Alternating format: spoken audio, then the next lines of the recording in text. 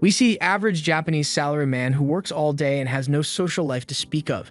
He continues his monotonous and draining routine until one day he eventually has a heart attack from how unfulfilling his life truly is. He later opens his eyes to find himself in an old-looking hospital with a woman standing over him. She remarks that he has quite the gentle face for someone who is related to his father, but he is still unable to make sense of what is going on yet. A maid enters the room and offers the woman some tea, which is when he is finally able to get a look at himself in the reflection of the tray she is holding. He has been reincarnated as a baby named Ars Leuven, and by the time 3 years have passed, he has already begun to make the best of his new life here. He has mastered how to read and write the language here, and has also become fairly knowledgeable about this world as well. He was born in the Summerforth Empire, which rules over the Summerforth continent, and since has never seen a map like this before, he concludes that wherever he is now is definitely not Earth. He was fortunate enough to be born into a family of nobility called the Leuvens, and that comes with the perks of having a giant house, maids to look after him, and a personal chef. There is also one other thing he got when he reincarnated, as he discovered that he has an ability that no one else has ever had. He goes into the training room for the guards and asks if he can watch them while they practice. They all like Ars, so they see no reason not to let him watch, although it's a little strange that a 3-year-old is so interested in seeing them fight. As he walks around, he notices one guard who is struggling to use a spear, so he sees this as the perfect opportunity to use his special ability, Appraisal. With this ability, he is able to see all the stats of the guard named Milias, and although his cavalry stat is only at D, he has an archery stat which is at B, so Ars can tell that he would be much better suited to take up the role of an archer. After Milias loses his match, Ars goes up to him and asks if he has ever considered using a bow to fight his battles instead. Milias thinks bows are for cowards who enjoy being safe while they attack, so if you would never be caught using a weapon like that.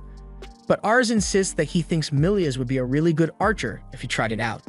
He wouldn't normally agree to something like this, but since it's Ars that is asking, he caves and decides to try it out at least once. He's never shot a bow before, so he's not very confident with his chances of hitting the target, but Ars assures him that he'll be fine, so he stands in place and draws his bow to fire. The first shot is a bullseye, and Milias can hardly believe what he just managed to pull off. To make sure it wasn't a fluke, he fires several more shots at the target, and each land in the center, with one even managing to split another arrow. After seeing what Milias can do with a bow, all the other guards tell him he should switch to being an archer like Ars had said because he sucks at using a spear anyway. But they still have questions about how Ars was able to tell that Milias would be talented with a bow. There's not much he can say to explain his ability, so he just calls it instinct rather than explaining that he can see people's stats. He is confident in the accuracy of his ability after testing it out, but for some reason, he is unable to use it on himself. At dinner, Ars was getting ready to eat dinner when his father asked him if he had really discovered Milias' talent for archery. His father is Raven Leuvens, and he has a resting grumpy face, so he always looks a little angry even when he isn't. Ars thinks he is an amazing man since he was able to rise from the level of a farmer to nobility with his martial prowess alone. He is so powerful that he is able to take down 10 men all by himself if he needs to.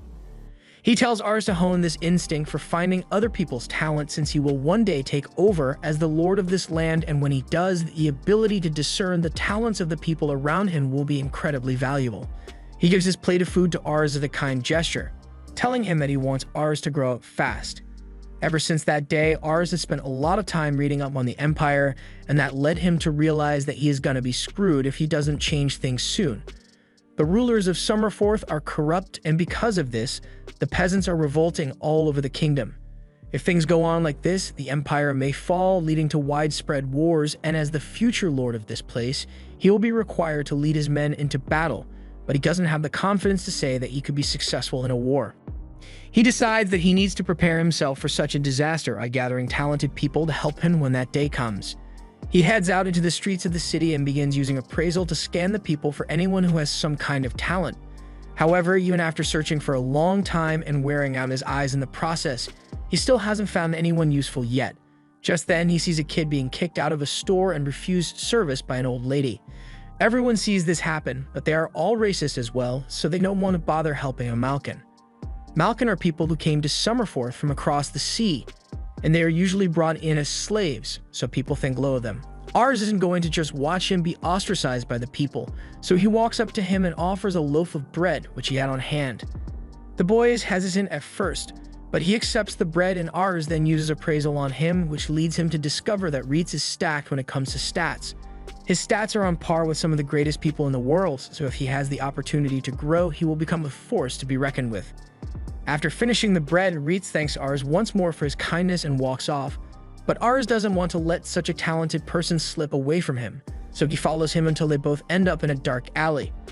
Reitz stops him and says it's a bad idea to be following strangers down dark alleys, but Ars cuts him off and asks to make Reitz a retainer. Reitz thinks he's joking, but Ars is being dead serious, so he introduces himself as the son of the Lord and asks once again for Reitz to join him since he can tell that he is a very talented person. Reitz doesn't believe he could be as talented as Ars says he is. Plus, he knows it would cause trouble for his family's image if they took in a Malkin like him. Ars says he'll figure something out, but Reitz declines the offer anyway and begins walking off. As he is leaving, Ars begins chasing after him because he may never come across another person as gifted as Reitz again, so to convince him, he switches tactics and attempts to bribe him with all the delicious food his family's personal chef can make for him. Ars takes him back to his house, and Reitz is surprised to see that he wasn't joking when he said he was the son of the Lord of the land. They head inside, and delicious-looking food is served to Ars. But even the servants here are racist as well, so they only offer Reitz a bowl of beans and tells him that he can't possibly expect to eat decent food when he is a Malkin. They want him to eat his day-old beans and get out of the mansion, but Ars refuses to let such brazen disrespect be thrown at his guest. He makes it clear that Reitz is to be given the same treatment that any other guest would be given, so they all apologize and get him some good food this time. While Reitz is enjoying his meal, Ars asks what he is doing in Summerforth in the first place, so he explains that he was part of a group of mercenaries before, but unfortunately, they were all killed on one of their mission, and since he survived, he has been wandering around aimlessly until he happened to arrive here. That's a touching story, but the butler doesn't care in the slightest and urges Ars to make the filthy Malkin boy leave. Ars tells him that he won't be making Reitz leave anytime soon since he brought him here to have him become his official retainer. The butler thinks that is a preposterous proposal, and there is no way his father would ever give his permission for something like that. And he was right, since once Ars told his father of his plans, he flat out denied the idea on the ground that people like Reitz are simply inferior to the people of Summerforth, so he must be useless. Even his father is racist, so Ars is going to have to pull some strings to get him to accept Reitz as a retainer. He tells him that he can sense great talent in Reitz, the same as he had done with Milia's. However, while Raven trusts his son's ability to identify the talents of people, it is well known among the people of Summerforth that Malkins can never achieve anything good, so there is no way Reitz could have such incredible talent as he says. Ars remains insistent that having Reitz on their side will be indispensable to the future of their domain, so he suggests that Raven gives Reitz a test to confirm the talent he possesses. Raven agrees to test him, and if he passes, he can start out as a soldier. But the test he proposes is a duel which Reitz must win if he wants to be approved. Ars is worried since even though Reitz is indeed gifted, his father still has a higher prowess score than him, so he won't be able to win a fair fight. Fortunately, Raven is still a decent man, so he's not going to have a serious fight against a 14-year-old. He'll give Reitz a handicap to make things a little more fair to him, and under these conditions, Ars thinks Reitz has a good chance of coming out victorious. Reitz has no objections to this, so Raven says they should proceed with the duel immediately. While they are walking off so Reitz can fight Ars' father, Reitz stops for a moment and asks why Ars is working so just to take someone like him as a retainer. The offer makes him happy, but it honestly seems too good to be true considering he is persecuted wherever he goes because he is a Malkin. Ars assures him that he is only going through all this effort because Reitz is important to him. He will one day become the Lord of the land, and when that day comes, he wants to have Reitz by his side, so Reitz promises to do his best to win. They arrive at the practice grounds and everyone is confused about what's going on here. Raven asks for practice swords and an hourglass to be brought to them, and once the equipment is ready, he explains that all Reitz needs to do is land a single blow on him within the time limit to be declared the victor of the match. Ars thinks this might work out in his favor if those are the requirements, since even if Raven is the best swordsman in the land, Reitz's skill should be enough for him to at least land one blow on him. The duel begins so Raven charges at Reitz with full force, and although Reitz managed to dodge, he can tell that even with just a practice sword, if that strike has landed, it would be cleaning the pieces of his body from the floor. Raven is stronger than him, but Reitz is still able to hold his ground against him in the fight. The other soldiers are impressed that he is able to keep up with Raven at all since none of them have managed to do so, and that was when he was going easy on them. But right now, Raven is going after Reitz without holding back. At that moment, Reitz gets hit with a strike to the shoulder which sends him bouncing off the floor. He gets back up and looks over to Ars, who is rooting for him, so he regains his motivation to continue the fight and charges in with a new strategy. He ducks under Raven's first strike, and once behind him, he uses the glare of the sun as cover to block Raven's vision and land a strike. Raven still manages to block the strike, but once Reitz steps back to create distance, he announces that this duel is over. Reitz looks back to make sure he hadn't run out of time, that the hourglass still had some sand left in it, meaning Reitz has successfully landed a hit on Raven, even if it was just a light stroke. Everyone is shocked by the feat Reitz has just accomplished, and Raven congratulates him on his victory.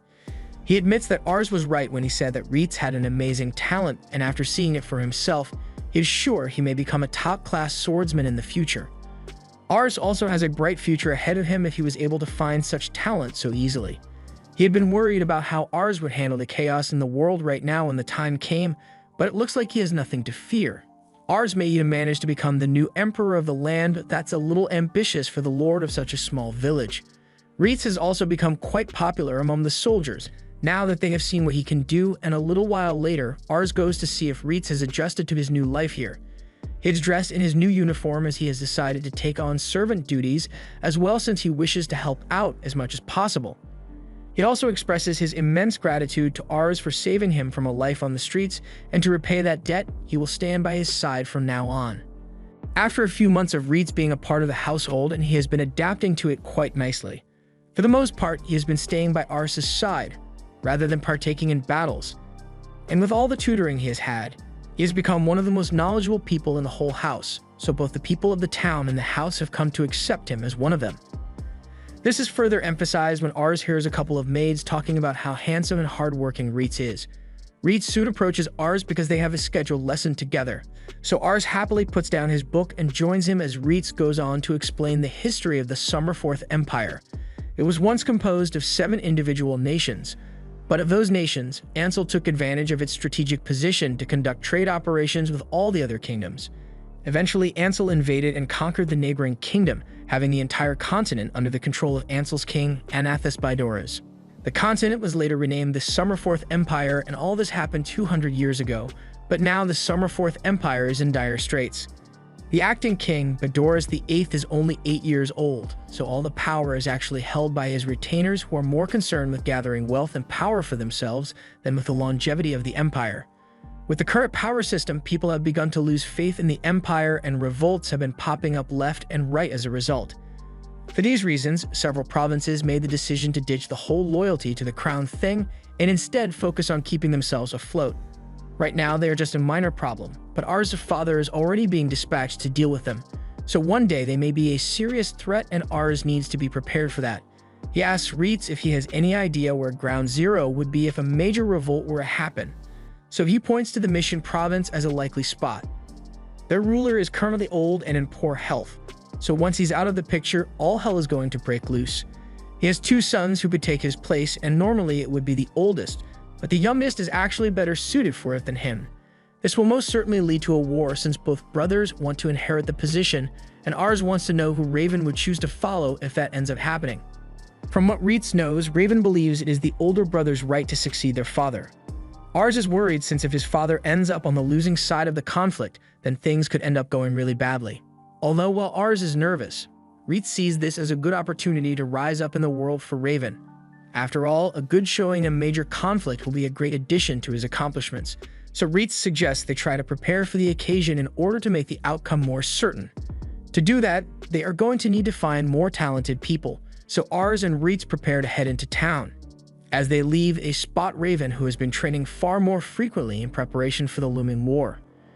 Once he notices his son, Raven asks if he plans to head into town today, and Ars confirms it, adding that he wants to look for some more exceptionally talented people. Since Ars' track record speaks for itself, Raven trusts that he will find someone amazing, but he asks that Ars try his best to find someone who has a talent for magic, because it would be of great assistance in battles to come. Raven is unable to use magic on his own, and his retainers who can use it aren't particularly gifted in the art, yet magic could easily turn the tide of a battle. So finding a gifted magic user is important. Ars and Reitz head out to the capital of Canary to find a magic user, but Ars is shocked to see so many people filling the city streets. According to the information Reitz had gathered, the city has a population of about 50,000, which is way more than Ars had imagined it would be. This place is ruled by the House of Pyres, and the people here look very wealthy, which I'm sure wasn't achieved by any nefarious means, so Ars wishes to someday provide this kind of life for his people back in Lamberg. There are a lot of people to choose from, so Reitz is sure they'll find someone adequate for the job in no time at all. However, even as Ars scans through every single individual in the town square, he doesn't find a single person that would be a promising mage. For now, since they haven't had much luck finding any gifted people, Reitz suggests that they both go grab some lunch while they take a break. Ars is happy with that idea, but as they are heading to a market, they walk past an alleyway where Ars learns that things are never as pleasant as they seem at first glance. Reitz explains that no matter what, wherever there is wealth and prosperity, there will also be the poor and decrepit. But even though he was the exact same way a few months ago, he has to let Ars know that there's nothing he can realistically do to change all their situations now. He had looked at the flashy town earlier and thought it was wonderful, but with a sight like this, his opinion has changed. What he wants to create is a town where even the less fortunate are able to make a living for themselves. And though he knows he is just being wishful, he would like to find a talented mage among one of the poor people here, so he can at least save one person. While he says this, there is a cloaked girl listening in on their conversation, but she soon slinks away from the two. Ars and Reitz make it to the market, and Ars is drooling over all the amazing food available here when he gets called out by a fishy stall owner.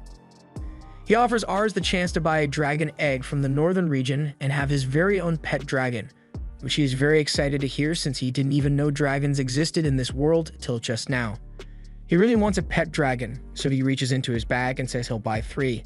But then Reitz pulls out a knife and holds the stall owner at the blade's edge. He is insanely angry that someone would dare try to scam Ars in front of him, and although the scammer tries to deny any wrongdoing, Reitz knows better.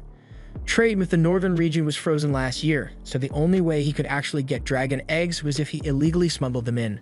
But even at that, these are just regular old lizard eggs from the Ansel region. Reitz won't take such blatant disrespect to his master, so he is prepared to kill this man right now. However, Ars doesn't want to get into any trouble for murdering a local, so he tells Reitz to just let it go since it was his own fault for nearly falling for it. Reitz realizes that he's making a scene, so he calms down and apologizes to Ars for being so hot-headed. After finally getting some food to eat, Ars notices a candy stall across the street, so he runs over to go get some for himself. But as he pulls out his money pouch, a girl bumps into him, and his pouch gets poached. He doesn't notice what happened at first, but as Reitz comes running up, Ars is informed that he just got robbed, so he starts panicking. Reitz assures him that they will be able to get it back as he picks Ars up to chase after the girl. But even with his speed, the girl is still so fast that Reitz only manages to pull off her cloak. They follow her into an alleyway, but it looks like they aren't the only ones who are after her, as she has been cornered by a group of 3 guys who really don't like her. The girl gets punched to the floor, and even though she just stole from him, Ars can't bear to see someone get treated so badly. The man doesn't like being told what to do by a kid, so he's about to give Ars the same punch. But Reitz obliviously isn't going to let him get away with it. He warns the man to not continue with his attack, but the man doesn't surrender, so he gets a 1 piece to the gut before being thrown like a bag of dirt. His 2 friends try to jump in and avenge their buddy, but they both get manhandled by Reitz as well, eventually deciding to just take the L and leave. Now that they are gone, Ars asks if the girl is alright, but then he gets a good look at her, and she's fucking amazing. She has S-rank potential as a mage, which is exactly what Ars was looking for. So while Reitz walks up to her to demand Ars' money pouch back, Ars asks her if she would like to become one of his retainers.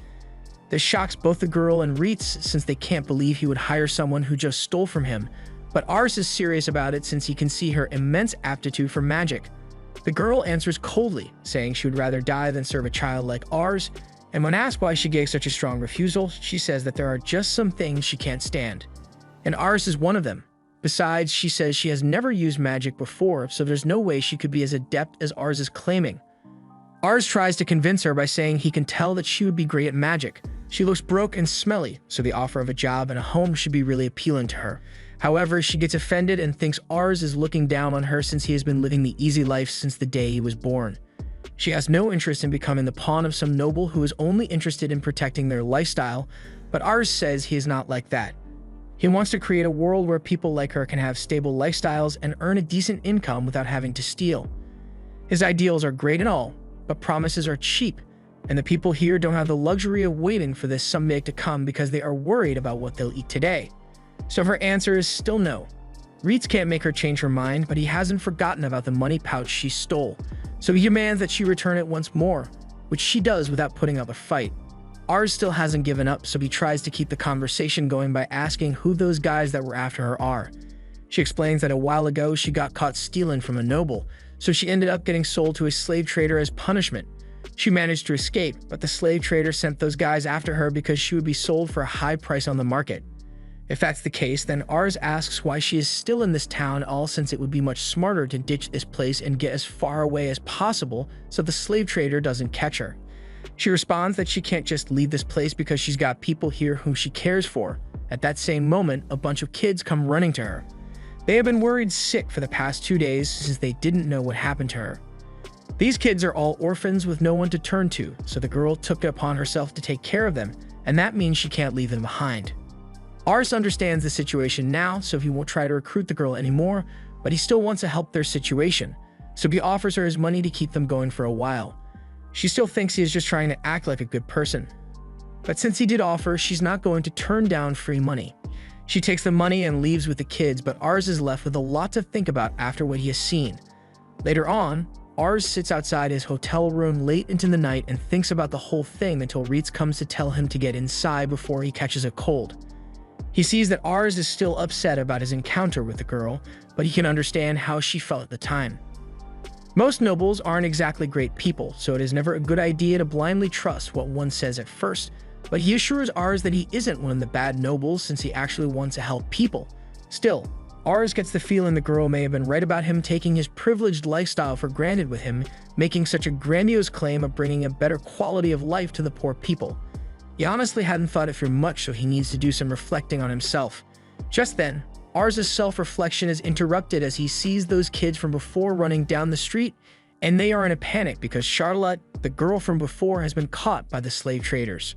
Charlotte has just been dragged back to the slave trader's office by his lackeys, and the goons who were forced to chase after her take their frustrations out by giving her an extra beating for making them work so hard.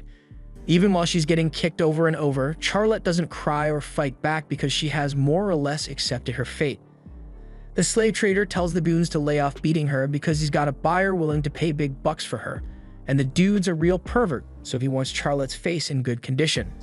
Since the boss ordered it, they agree to leave her alone, but then they notice the sack of money she has with her and pick it up as a bonus for themselves. However, while she doesn't care about herself, that money is where she draws the line. She gets up and tries to run away after grabbing the bag, but she is immediately slammed back to the ground.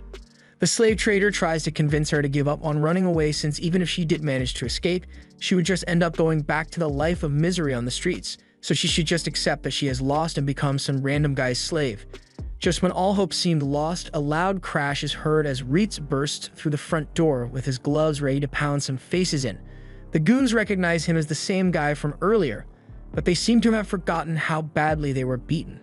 So Reitz gives them a quick reminder by knocking them out again. The slave trader tells the last guy not to attack because he can't win, so instead, he starts questioning why Ars would suddenly bust down the doors to another man's house for no reason. Ars gets up and addresses Albert, the slave trader, telling him that he wants Charlotte to be released at once. By this point, Albert has realized that Ars is probably a noble, so he calms down a bit since nobles are the primary buyers for his slaves, but Ars is a little different from the normal selfish noble.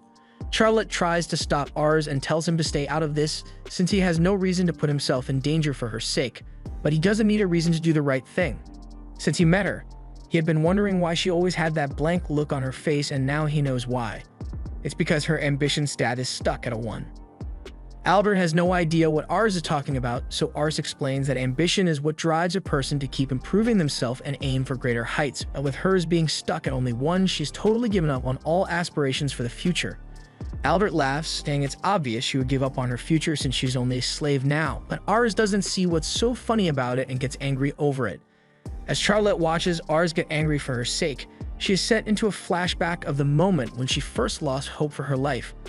It was the moment she realized that no matter how hard she tried, She would never amount to anything even close to what she saw other people have, so from then on, she decided to focus on surviving first and nothing else so she doesn't have to face the injustice of the world. Albert has had enough of entertaining Ars's self-righteous speech, so even if he is the son of a noble, he's a noble. He is going to have to make him disappear. Charlotte sees what's about to go down, so she pleads with Ars to get out of here before something bad happens to him because of her, but Ars assures her that he isn't the one in danger here. He calls over to Ritz and tells him it is okay to lose his temper for now and murder is on the table, so as one of the goons approaches him, he palms the guy's neck and has the guy's feet dangling in the air before he slams him into the ground. Even after what they just witnessed, the rest of the goons still think they can handle him in a fight, so they try to surround Ritz to take him down, but none of them are able to last more than 5 seconds. By the time he is done with pummeling, there are 3 dead and several injured scattered across the room, so Albert is left with no other choice but to call in his big guns.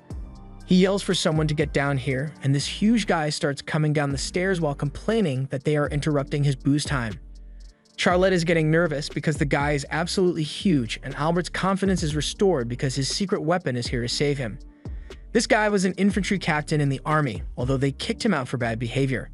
Now all he cares about is his booze, which Albert is happy to supply as long as he does his job and kills the intruders. Just to be safe, Ars uses his ability to check if this guy is actually a threat, and after analyzing him, he assures Charlotte that there is nothing to worry about since Ritz can definitely handle this guy. The big guy is still confident in his capabilities since he is only up against a little kid, but Ritz is no ordinary kid, as the guy will soon find out. He takes his swing, but he connects with nothing but air as Ritz leaped into the air to dodge. And while hanging from the chandelier, he jumps down while stomping down on the big guy's neck.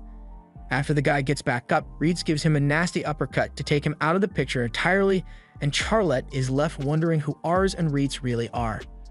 Albert is visibly shaken by the turn of events, but he still insists that Ars and Ritz have no right to do this to him since the foreman of the Canary district made slave trading legal. Ars is aware of that, which is why he came here with the intention of paying for Charlotte's freedom. And while Albert is probably thinking that information would have been useful before they started fighting, he can't just sell Charlotte to Ars because he already has a buyer for her. Ritz steps up and tells Albert that he's only got 2 choices here: the easy way or the hard way, but either way, Ritz is still fully capable of just taking Charlotte and leaving since they can't stop him, so it would be in his best interest to accept the money and spin a story that someone came and offered a better price. Alternatively, he could refuse and have his reputation ruined because he openly got robbed of a slave, but the choice is up to him.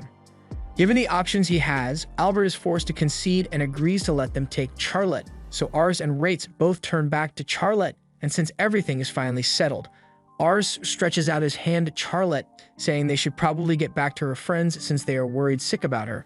Charlotte doesn't say a word to him, but her opinion of Ars has changed a lot in the past few minutes. As they are leaving, Charlotte stops for a moment and says there is a place she wants to visit before they return. She leads them deep into the forest to show them something, but Ars' stubby child feet aren't made for hiking, so he's exhausted long before they actually make it there. After a few more minutes of walking, Charlotte says they've arrived, so Ars looks up and is pleasantly surprised by the amazing view he gets to see. This has always been her secret spot since when she sees the whole town from up here. Her problems always seem small in comparison. If the spot is so special to her, Ars asks why she would choose to share it with him. She brings up what Ars had said earlier about wanting to create a town where people like her can live stable lives, but she wants to know why he cares so much in the first place. Ars answers that it is because he likes children, which doesn't make a lot of sense to her since he's still basically a toddler compared to her, but hear him out for a second. He's had a whole life in Japan before he reincarnated here, and something that always managed to lift his spirits when he was tired was the smile of a child, and that's because a child's smile is so full of hope and just plain cute. So he wants to protect those smiles no matter what. Charlotte is satisfied with that answer, so she agrees to go with Ars after all. Ars is happy, but he thought she had a commitment to those kids, so she couldn't leave. That may be true, but the reason she is leaving is because she wants to help Ars make a place where they can have hope for the future. Since she'll be joining them, Ritz asks to see her demonstrate her talent for magic using this magic tool. Ars asks where he got that, and he just so happened to find it on the floor of a house they just visited, although it was attached to an unconscious body. It's not that he doubts that she has talent since Ars recommended her after all, but he wants to see it for himself so he can respect her as a comrade. She agrees to try, but she makes no promises since this is literally the first time she's ever tried magic. Reese shows her how to cast a basic spell, and Ars waits in anticipation since he doesn't know how much power a person with S-rank mage potential would have. As Reese finishes showing her how to cast the spell, she points her hand to the sky and recites the incantation, causing flames to gather around her hand, and eventually a massive blast is fired off, creating a huge explosion in the sky. Both Ars and Reitz are left in stunned silence over what they've just witnessed, and the people of the region are left wondering if they are being bombed or something. Charlotte takes a moment to accept that she actually just did that, and after that, she turns to Ars and Reitz, who still have their mouths open in shock. Ars already knew she was amazing at magic, but seeing it with his own eyes is still an amazing sight. Before they go, however, Charlotte has one more request to ask. She wants to confirm that being his retainer means she will get a place to stay and food to eat, which Ars assures her of. She will also be getting a monthly salary, although it won't be that much. Since that's the arrangement, Charlotte asks if Ars could send her salary to the kid she was looking after, since they'll have a hard time getting by without her around. All she really needs is a place to stay and some food to eat anyway. Ars agrees to do that for her and says he can't wait to see what her future holds. She gets down on one knee and pledges to do everything in her power to make Ars' dream come true, but Ars tells her to quit being so formal because he finds it awkward. He tells her she can just talk to him like normal, and she agrees to do just that because she doesn't like speaking formally either. Now that he has accomplished what he came here to do, Ars thinks it is about time they return home, especially since they have already spent all the money they have on hand anyway. They head back into town, where Charlotte says goodbye to the kids in town, and right before leaving to return to house, they take a little snack break. Charlotte never really learned table manners, or any manners for that matter, so Reitz is going to have to drill them into her brain so she doesn't end up disgracing Ars in the future, but she doesn't like the idea of having to learn boring stuff like that. After a long journey, they later arrive back at House Leuven, and Ars introduces his father to Charlotte, but his initial reaction upon seeing the new mage is refusal, since he believes the battlefield is too dangerous for a girl like her. However, once he sees her create a dragon-level explosion with a basic fire spell, he immediately changes his attitude and welcomes her to House Leuven. A few years after Charlotte joined, Raven returns after yet another battle, and Ars is there to greet him as soon as he arrives. He's glad to see that everyone made it back safely, so he asks his father how the battle went this time around. Raven is happy to say that it was an overwhelming victory, and largely because of Charlotte, who has grown in several ways over the past few years. Ever since she was inducted into the mage unit, she has been the star of the show and quickly became one of the most feared mages in the country. Because of her, their mage unit is now regarded as the pride of the Hovent, right alongside the infantry unit. Ars knew Charlotte was talented from the moment he saw her, but he never would have guessed that she would make such a difference by herself, so he is even more motivated to find more exceptionally skilled people. In other news, Ars now has a baby brother and sister, and Ars can already see that they will be valuable members of the family from their stats. Just then, Reitz comes into the room and says he has excellent news for Ars, since there might be some new talent in town. A family of hunters has just moved in, and two of the boys are really strong and tall, so the townspeople are singing their praises. They won't know for sure if they are the kind of talent Ars is looking for until he sees them with his own eyes, so he and Reitz soon prepare to go and meet this family. Reitz has been told that they live out in the forest near the town, so they'll need to go by horseback, but before they depart, their attention is drawn to Charlotte, who is having lunch in the tree above them. She asks where they are headed, so Ars explains that they are going to scout out some new prospects for talent. If that's what they are doing, Charlotte says she'll accompany Ars as an escort since she has the day off, and Ars is happy to have her come. But he didn't expect the ride to be so awkward since it's cramped with three of them on the same horse. Charlotte complains about the horse being slow, but Reitz tells her that it's her fault for insisting on coming along and weighing them down. Just then, a wild animal runs past, and an arrow flies through the trees, impaling and killing the animal. Shortly after, two brothers emerge from the brush and are happy to see that they caught their prey. But in the middle of their banter, they notice that there are other people in the area, so they apologize for firing so carelessly and putting them in possible danger. Ars gets a good look at them and realizes that these are the two hunter boys they were looking for, and they are pretty impressive since Gatos has A-rank infantry skills, and Marcus has A-rank archery skills. The boys find it a bit strange for people to be out in this part of the woods, so they ask what Ars and the others came here to do, which is when Ars tells them that he has a proposal he wants to offer. The boys invited Ars to their home, where their father has prepared a delicious feast for them, but he apologizes for not being able to do more for such important guests. Ars says he has nothing to be sorry about since he dropped in unannounced, and Charlotte thinks the meal they prepared is really delicious anyway. The boy's father then asks what business Ars has with them all the way out in the forest, So Ars tells them that he is here to recruit Gatos and Marcus as soldiers to join the Luvan army. This is great news for the two boys since they always wanted to make a name for themselves as soldiers, and their father is grateful for the opportunity, but he wishes his other son, Rosal, could have talent like Marcus and Gatos. Ars didn't know the man had another son, so he asks where he is now. So Charlotte points out the redhead boy that just slipped past them to take a loaf of bread. The father scolds Rosal for trying to sneak away without saying hello to the son of the Lord of the Land. So Rosal does his best to give a greeting, but while he is doing that, Ars takes a look at him, and he sees that Rosal's intelligence has a max of 109. That's probably the highest in all of Leuven, and though it may be only at 45 right now, he is a 5-year-old, so it's to be expected. With proper training, Ars believes Rosal would be an excellent retainer, so he asks him to become one. Ars believes his offer is a great deal, but Rosal wants nothing to do with wars, so he sees Ars and the others as cruel tyrants who are trying to force him to die on the battlefield. So he says a firm hell no and shuts himself back in his room. Ars can't believe he got rejected, so the father explains that Rosal is pretty timid and frail compared to his brothers. His mother died 2 years ago, so he has been withdrawn ever since then. Normally at his age as the son of a hunter, he should be out chopping firewood or learning how to hunt, but as he is now, he would barely be able to survive on his own, much less go to war.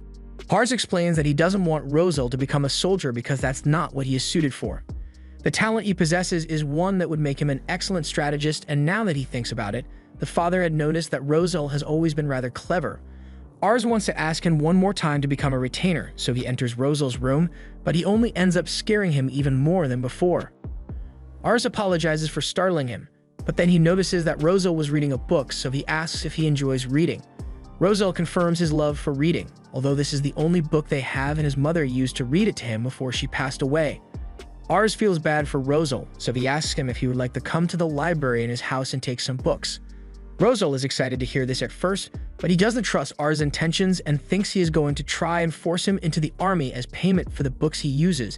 But Ars denies such underhanded motives and says he just wants to help Rosal explore his love for reading. If that's really all he wants, then Rosal agrees to go, but only if his brothers can come along for his safety. Once they get to Ars' house, Rosal immediately begins screaming his lungs out when a dog starts licking him, so his brothers tell him to calm down since it's not going to hurt him. They are amazed by how large Ars' house is, so Ars offers to have Charlotte show him around the place since she is the head of the mage unit, but she really doesn't want to. That is, until they both express how awesome they think she is, so she takes a liking to them immediately. While Charlotte is showing them around, Ars takes Rosal to the library and Rosal is amazed beyond measure because he has never seen so many books in one place before. He is free to read as much as he likes here, but Ars says he has to get going since he has his daily lessons to complete, so Reitz will be here for him in case he needs anything. A few hours later, Ars had fallen asleep at his desk, and once he wakes up, he frantically ran downstairs to speak with Rosal before he leaves.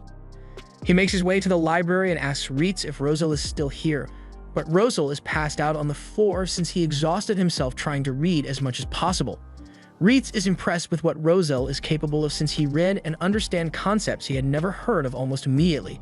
So Ars takes a look at Rosal's stats and he can see that his intelligence is already shooting up. Just then, Charlotte and the two brothers arrive to pick Rosal up, but they see him passed out in a pile of books. They are glad to see he is doing what he loves, but they can't understand what Rosal finds so interesting about books since he never learned to read. Ars is shocked to find out that Rosal never learned to read, so when he gets back up, he asks how he learned to read. Rosal explains that when he was little, he could remember his mother reading to him, so he just matched the words she said to the words on the page, and eventually he was able to read on his own. His brothers have a hard time believing that since he was only 3 years old when their mother used to read to him, but Rosal just says he is able to remember everything since the day he was born, so everyone is even more shocked. After hearing just how amazing Rosal is, Ars is willing to do anything to win Rosal over. Later, Ars is thinking of a way to show Rosal and his family that there are ways to hunt without needing to be physically gifted, as that may give Rosal the confidence to become his retainer. He tells them that traps are a common method for hunting in other countries, but Marcus and Gatos don't think it will be effective against the animals here since they are pretty smart and quick. However, Ars has faith that Rosal's brain can come up with something that will be effective, and then his father will surely have to acknowledge him as a capable hunter. Rosal doesn't think he'll be able to do something like that, but his brothers are here to support him and say they will do anything to help him. Rosal wants to prove that he can be useful, so he agrees to give it his best shot, and after a lot of off-screen work, a trap has been constructed. Rosel's father comes out a while later and he is shocked by what he sees before him. The boys see him and excitedly show off what Rosel was able to come up with as they tell their father how to look inside the trap. The father obliges and he is shocked to see that it is full of animals. The brothers proudly state that it was all Rosel's idea, so they push him to tell their father how he came up with it. Russell timidly says that he learned that these animals mindlessly charge at anything that is the color yellow, so he used a painted wall to get them to run into the trap. It's safe to use it since no human would ever fall for it, probably, and he also came up with a way to keep baby animals away by hanging herbs, which they are known to avoid. Rosel's father just stands there dumbfounded because he has just realized two things. Rosel is a genius, and he just made the family business of hunting obsolete with this trap, and it only took him one day to come up with it. After processing his thoughts, he asks the older brothers if they are leaving tomorrow to join the Leuven army, and once they confirm it, he tells them to take Rosel with them. Rosel doesn't know where his father's sudden change in attitude came from, but his father is adamant that Rosel needs to leave home, and he has nothing else to say besides that, so he walks away. Rosel now believes his father must hate him for making hunting redundant, so he accepts that he's just going to have to go with Ars since he has nowhere else to go. But Ars tells him that he can't leave yet, at least until he has cleared up this misunderstanding with his father. Rosel's mother fell ill shortly after he was born, so he has always believed that his father hated him for being the reason their mother died. Even though they never said that, he believes that's what they all think about him, which is why he always locks himself in his room. Right now, he is wishing he had never been born, but then he hears some movement on the roof, and it happens to be his father and brothers. Marcus and Gatos both came to thank their father for raising them well, but they ask him why he had to talk to Rosel in that way earlier. The trap he built was amazing, and Rosel made it so that the father wouldn't have to work so hard, so there was no need to be so harsh on him like that. The father knows he shouldn't have talked to Rosel like he did, but he feels as though he has failed him as a father by not recognizing his talents.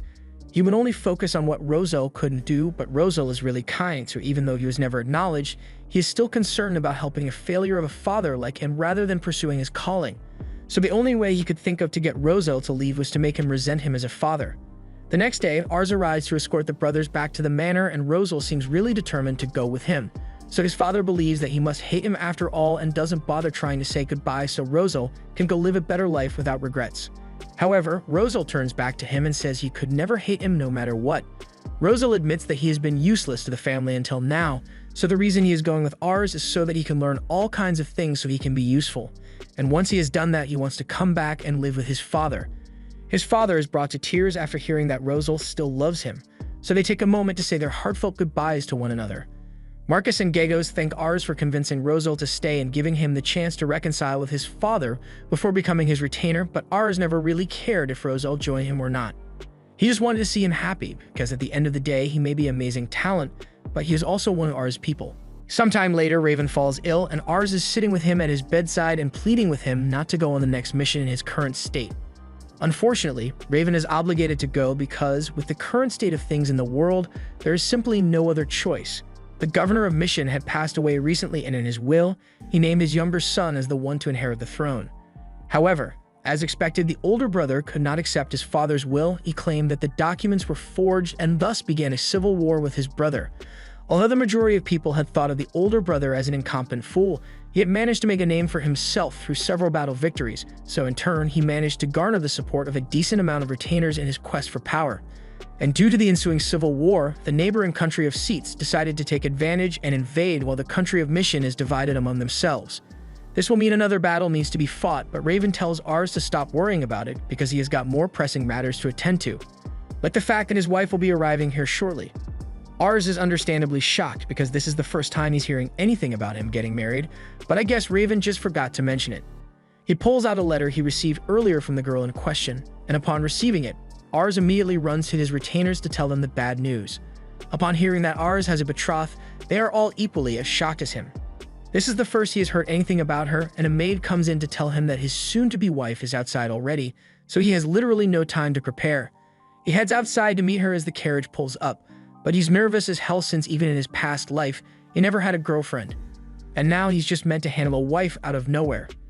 But after seeing her for the first time, he realizes that he may have hit the jackpot on this one. But then he gets a look at her stats, and her diplomacy and ambition are through the roof, so she is naturally inclined to be conniving.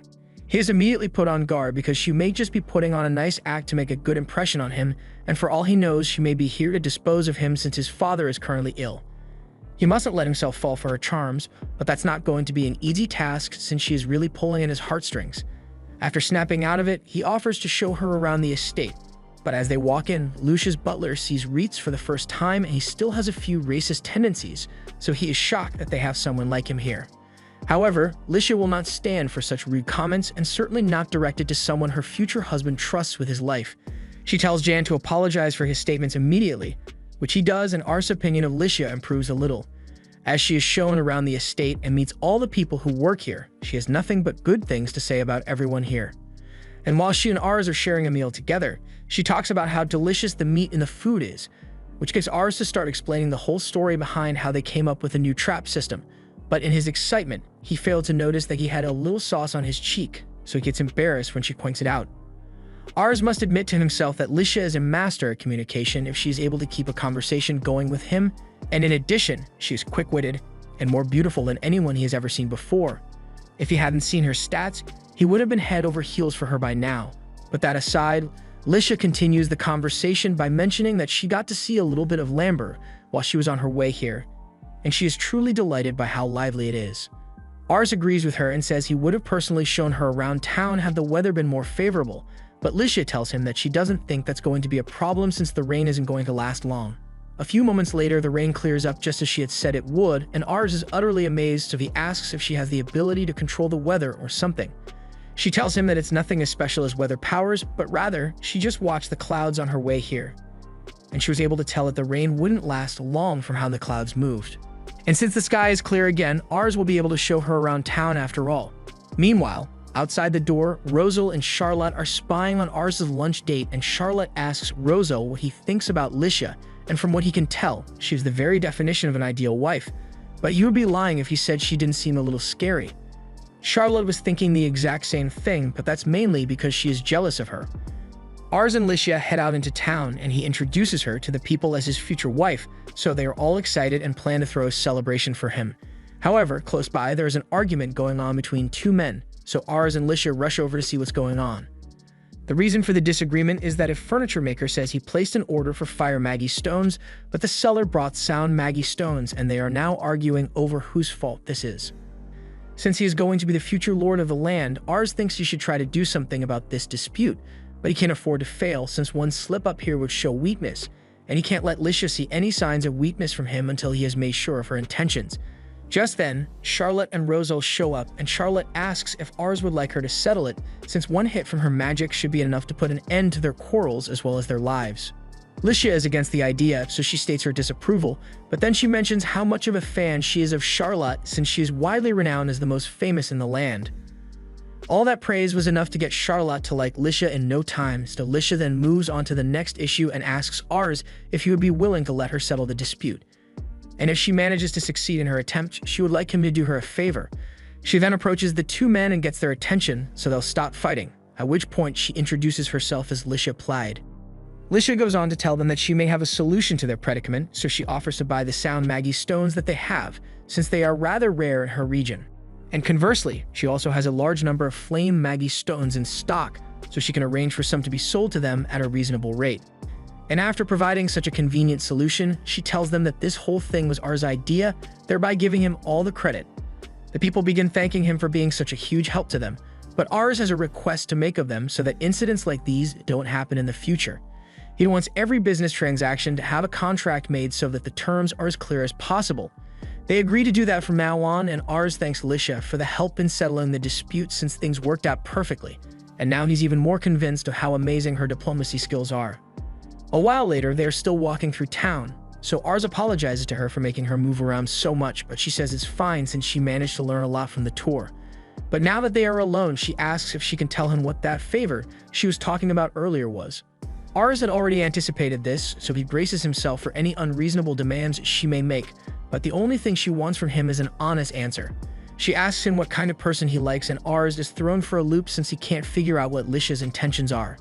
Eventually, he just gives up on trying to outthink her since he knows she is too smart for that. So instead, he decides to answer the question straightforwardly. So he tells her that he likes people who are honest and don't try to hide things from him. So Lisha smiles and says she will keep that in mind before continuing to walk, leaving Ars even more confused than before. The rest of the day went on without much, but in the end, Ars was unable to figure out what Lisha's real intentions are. But since she'll be staying the night here, he decides to just try again tomorrow and gets ready to climb into bed. However, as he lifts the covers, he finds Lisha hiding on his bed, and it's the biggest shock he has received all day. He questions if Lisha is aware that this is meant to be his room, and she is fully aware of it. But she just thought it would be funny to sneak into his room and catch him off guard. Jokes aside, she does have a reason for coming here, as she brings up what Ars had said earlier about liking girls who don't hide things from him. So she is here to have an honest conversation with him. Ars pours Lisha a cup of tea before asking her what exactly it is that she wants to talk about with him. Lisha doesn't hesitate and immediately asks Ars to tell her what he thinks about her, a statement which makes Ars spit up his own tea. He asks what she means by that, so Lisha explains that she has a special talent to be able to tell what someone feels just by looking at them, and when she first met Ars, the emotion he displayed was that of suspicion. Of course, being suspicious of someone you just met is normal, which is why Lisha prides herself on being able to gain people's trust after just a few conversations. However, everything she tried to gain Ars' favor only managed to make him even more suspicious of her, so she wants to know what it is that he finds suspicious about her. Ars can understand why she would be uneasy about his suspicion of her, since she obviously would never have guessed that someone would be able to see her stats, and he could probably dodge the question if he wanted to, but Ars chooses to be honest with her instead. He tells her that he has the ability to see people's attributes and aptitudes, so when he first saw her, he could tell that she has incredibly high diplomacy stats, as well as a higher level of ambition than most people. This led him to believe that everything she would do would be a calculated step, so he kept his guard up in case she had any ulterior motives. He's not sure if Lisha will believe him, but she says she believes him since what he said actually perfectly explains his behavior. And it is true that she has great ambitions, so Ars asks what those ambitions may be, which gets Lisha a little flustered, but she ultimately admits that her dream is to find an amazing man to fall in love with her. But that's so anticlimactic that Ars is left speechless, and the awkward silence is unbearable for Lisha. Ars is slowly falling victim to her charms now that he knows she's not a threat, but if he really thinks about it, with the current era, her best shot at a successful life hinges on getting married to the most powerful and capable man, but by comparison to others, House Leuven isn't especially large or powerful, so getting betrothed to someone like Ars must be less than ideal for her. Lisha can tell exactly what Ars is thinking, and while it may be true that House Leuven's territory is quite small, she's more interested in Ars as a person, which is why her initial plan was to see if Ars was an idiot or not. However, after getting to spend the day with him, she is convinced that Ars is the man she wishes to marry. The territory may still be small, but that's just for now, since she is sure that in the future, Ars will be able to do amazing things and become a great man. Lisha decides to call it a night, so she gets up to return to her room, and after she leaves, Ars begins kicking himself over fumbling his first ever confession like that, but he is happy that Lisha shared her honest feelings with him. Meanwhile, outside his door, Lisha is regretting the decision to share her feelings because she is utterly embarrassed about the whole thing. However, she is at least glad that she was able to honestly speak with Ars, and she doesn't get to do things like that often. The next day, as Lisha is on the carriage ride to return home, she thinks about how much she has always hated the world of nobility. People constantly lie and never say what they really think, and she was always able to tell when people were being dishonest, so it made her sick to her stomach. But then one day, she heard some noble ladies gossiping about how the girl they used to bully married her way into a position of power above even them. And that was when Lisha realized that the only way to escape the constant lies was to become so powerful that people can't afford to betray you. To do that, she learned to lie her way into the good graces of people, since she had already seen how it's done. Initially, she had no intention of going through with the marriage due to the minor scale of the Leuven territory, but she still wanted to maintain favorable relations, which is why she was laying the charm on him. However, that just made Ars suspicious of her. One thing she managed to learn about him while they were out together, though, is that Ars is truly kind, as emphasized by how well-liked he is among the people. She wants to be a part of the world Ars will build, which is why she chose to stay by his side. She is also sure that his kindness will cause him some trouble with people who want to take advantage of it, so she'll make sure she's there to end them if anyone tries to hurt her darling Ars. After Lisha left, she and Ars began exchanging letters, although Ars is still a bit nervous writing to her. Recently, things have been quite peaceful, with the mission's civil war having died down a bit, and Raven seems to be recovering from his illness as well, so Ars wishes these peaceful times could last forever. Well, it looks like he jinxed it because Raven's condition has just gotten worse and he's going to die sooner or later.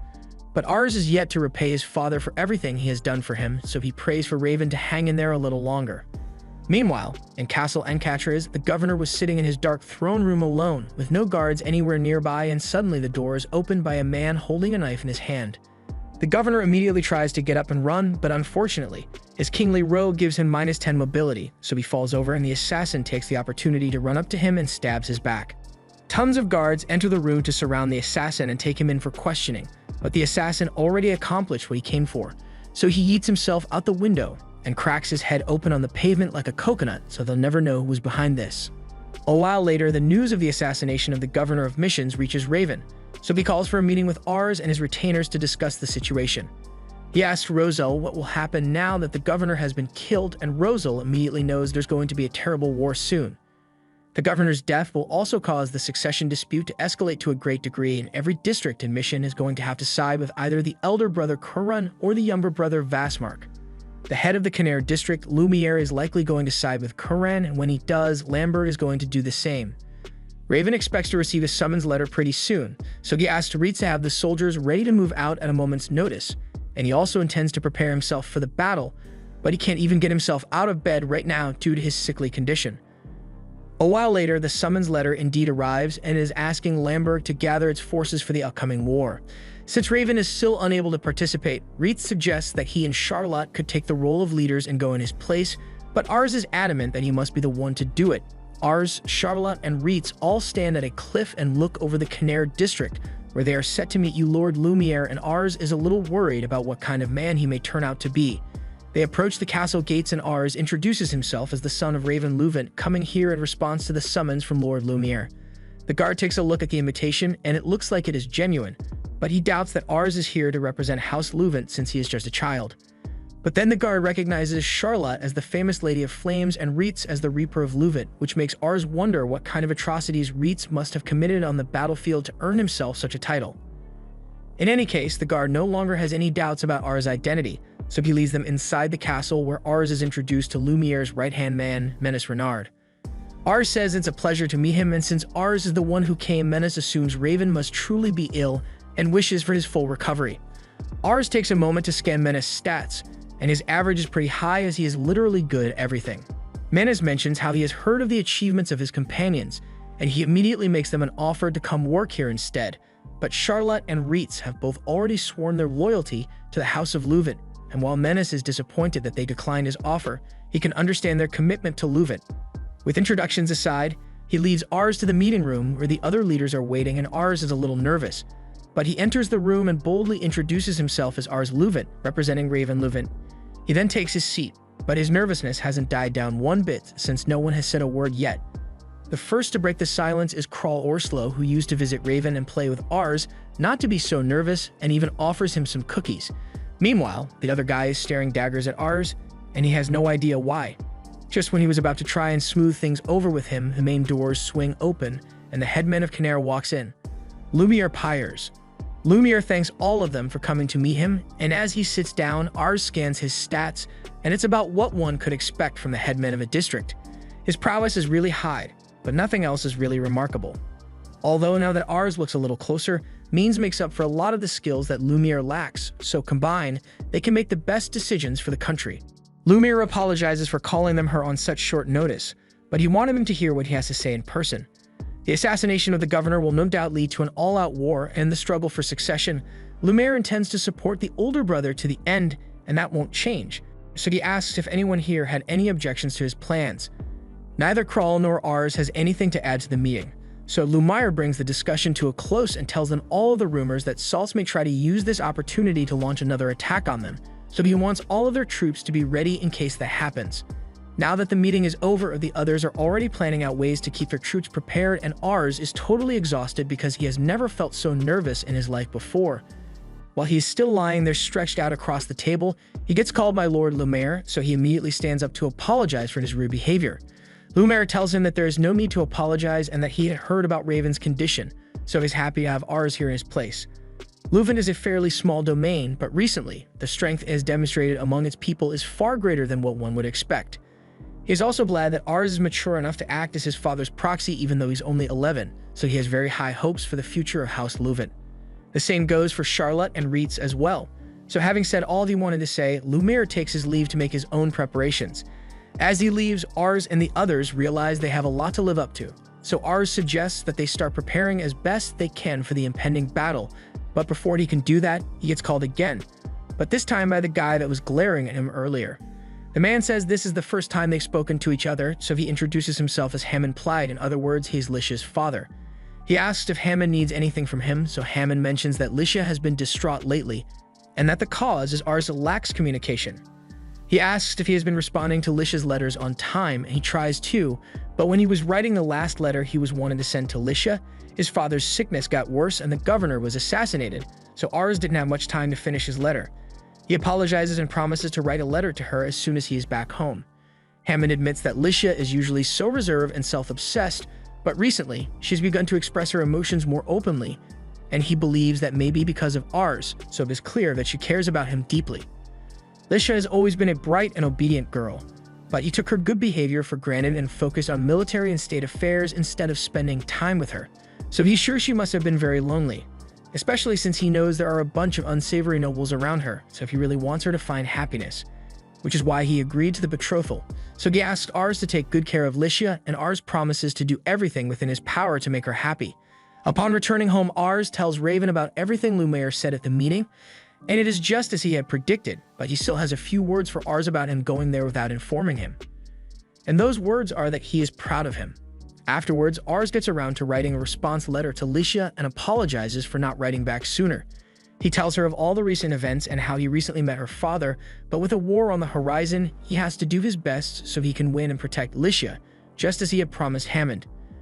So later that day, we see Ars as he has begun training in the way of the sword under Reitz, but he gets knocked to the ground pretty hard. So Reitz suggests he takes a break since they've been going at it all day, but Ars says he wants to keep going. Everyone around him is growing stronger, and he has not improved at all over the past few years. Earlier, he led a troop in a mock battle, and to be frank, it was a total failure. He has read about war before, but he has no actual experience with it, and when he had real soldiers charging at him, he always flinched. He knows he will have Reitz and Charlotte there to support him, but if can't stand strong on his own while on the battlefield, he will just be a hindrance to everyone else. But in the middle of Ars's self-loathing, Rosal comes running up to him and says that Seitz has dispatched forces to Khmer, so Lumiere has requested that they head to the battlefield at once to intercept them. Khmer is Krall's territory, and while they have leeway in how they respond to Seitz's invasion, it will become Lamberg's problem soon enough if they don't deal with it now, as they will be Seitz's next target if they succeed in invading Khmer. Raven is still in no condition to fight right now, so that means that the Ars will head to go to the battlefield instead, and he is terrified of the idea. He tries to keep his composure and orders for the troops to be dispatched under his command, and as he leaves, Reitz tries to reassure him that everything will be okay because Ars has both Charlotte and Reitz on his side. A few minutes later, Ars addresses the troops and tells them all that he's going to be leading them into battle to protect the Khmer district. But in the middle of his speech, Raven interrupts and tells Ars that he cannot allow him to go to the battlefield just yet. He is still far too inexperienced, so Raven says he will lead the troops instead. Ars points out that Raven is still too sick to go to war, but even so, Raven would regret letting Ars die on the battlefield far more than letting himself die for the sake of the Khmer district. Ars tries to explain that with Reitz and Charlotte by his side, then he is sure to be able to return victorious. But victory isn't the issue here. Raven says Ars doesn't have the face of a warrior, and to prove it, he orders one of the soldiers to go bring the man they have locked up in the dungeon. And upon bringing him out, Ars asks who this guy is, so Raven explains that his name is Barrymord, and he has committed every crime under the sun, with no remorse whatsoever. He was meant to be executed a while ago, but Raven's illness had delayed things. He now wants to perform the execution right here, and he tells Ars to watch as it is done. If he is able to watch this man be killed while not losing his composure, then Raven will acknowledge him as a man and let him lead the troops into battle. Even as he is about to be killed, Barrymord continues talking about how much he enjoyed killing little kids like Ars the most. But even with him being a total scumbag, once the axe is brought down on his neck and his head is chopped off, Ars' eyes lose color because he can't cope with what he just witnessed. The sight of the severed head and blood sends Ars to his knees, but Raven tells him it is nothing to be ashamed of. This is how everyone is the first time they witness death, but right now, if one death phases Ars, and there's no way he'll be able to handle a battlefield where death constantly happens. Raven orders the troops to move out, along with Reitz, Charlotte, and Rosal, leaving Ars to think about how naive he had been to think he was ready for war. This was the end of episode 6. Thanks for watching. Subscribe to not miss the next part.